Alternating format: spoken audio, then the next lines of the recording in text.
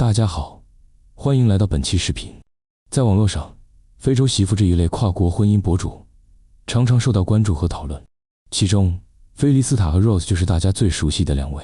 他们几乎在差不多的时间嫁到中国，也都开始通过短视频分享自己的生活。然而，随着时间的推移，他们的轨迹却走向了完全不同的方向。菲利斯塔的视频更新越来越少，作品质量下降，陷入团队控制和舆论漩涡，状况让人担忧。Rose 的视频则越来越好，内容专业，风格清晰，逐渐在各个平台站稳脚跟，甚至树立起一个积极的形象。同样是非洲媳妇，为什么 Rose 一切都比菲利斯塔顺利？今天我们就来深度分析。一、出发点相似，境遇却不同。如果回到最初，两人的情况其实很接近，他们都选择了跨国婚姻，来到中国生活。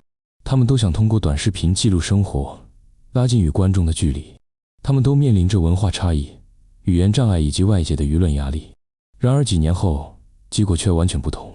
菲利斯塔陷入停更，视频质量下滑，团队纷争等困境。Rose 的视频越做越好，个人品牌逐渐稳固。这背后并不是运气不同，而是各自的选择和能力差异。二、教育背景的差异。第一个关键点就是教育背景。Rose 受过高等教育，她熟悉中国的基本法律法规，懂得如何保护自己。在面对流量和争议时，她能冷静分析，不轻易被人牵着走。菲利斯塔受教育程度不高，对中国的法律和平台规则缺乏了解，在面对复杂的流量和合同问题时，常常只能依赖团队安排，结果被牢牢控制。教育带来的差异，决定了他们在关键选择上能否真正掌握主动权。三、团队关系的差异。第二个关键点是与团队的关系。Rose 敢于脱离团队，她坚持自己和老公独立拍摄，不让外部摄影师长期介入。这样虽然辛苦，但所有的掌控权都在自己手里。她的视频走向、创作风格和商业模式都由她和老公说了算。菲利斯塔完全依赖团队，从拍摄到剪辑，再到运营和商业合作，几乎都由团队操控。长期下来，她逐渐失去了话语权，只能被动接受安排。因此，当团队开始敷衍时，菲利斯塔根本无力改变。四、法律意识的差异。第三个关键点是法律意识。Rose 非常重视法律，即便面对种族主义者的攻击，她也知道如何用法律手段保护自己，这让她在舆论场上站得住脚，不至于被随意欺负。菲利斯塔忽视法律，他对规则和合同问题不上心，甚至急于推动姐姐嫁到中国赚钱，完全没有考虑可能引发的法律风险。在这种情况下，他很容易掉入陷阱，被别人利用。法律意识的有无，直接决定了他们能否在复杂的环境里自保。五、家庭关系的处理。除了事业，家庭关系的处理同样重要。Rose 善于处理家庭关系，她懂得如何与中国的公婆、邻居相处，能把握好分寸，既不会过于疏远，也不会过度依赖，维持了一种相对和谐的氛围。菲利斯塔则显得被动，她在面对邻居和亲戚时，往往过于友好甚至迁就，结果被利用了影响力，却没有人真正帮他分担压力。在家庭与外部关系的平衡中，他总是吃亏。六、版权与流量的观念。另一个不可忽视的点就是版权与流量的观念。Rose 版权意识强，她坚决不允许摄影师或外人利用自己的流量。她和老公拍摄的作品，版权归自己所有，避免了很多潜在的矛盾。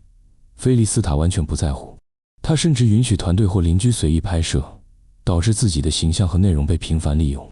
他的流量被别人切割、消耗，而自己却没有真正的收益。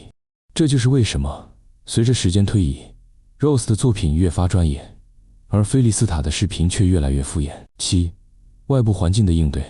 面对外部环境，两人的态度也有明显差异。Rose 懂得与舆论周旋，即使遭遇一些种族主义攻击，她也能理性应对，利用法律和规则保护自己。因此，攻击者拿他没办法，菲利斯塔则缺乏应对。他选择沉默或回避，甚至停止更新，以时间掩盖问题。